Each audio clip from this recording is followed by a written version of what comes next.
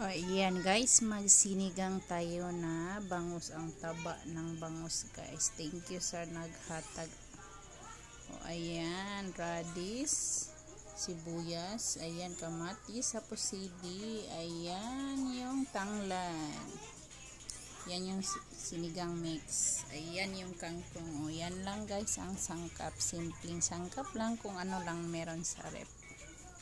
Inang sibuyas, saka tanglad, tapos kamatis, ayan, tapos ang ating radish,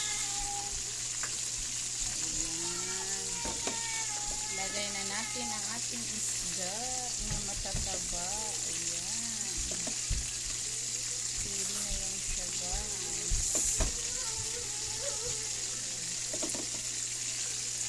tapos asin,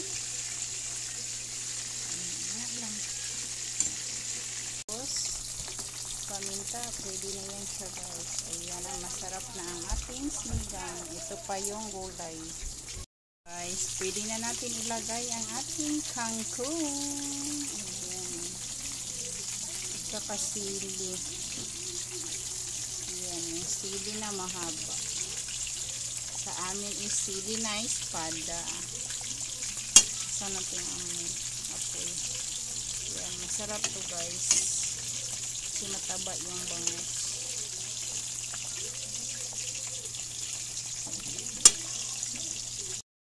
Ayan na. Yummy yummy na siya guys. Pwede na kainin. Ayan. Sinigang na bangus. Thank you for watching guys. Huwag mong kalimutan mag-like, mag-comment, and follow. God bless you.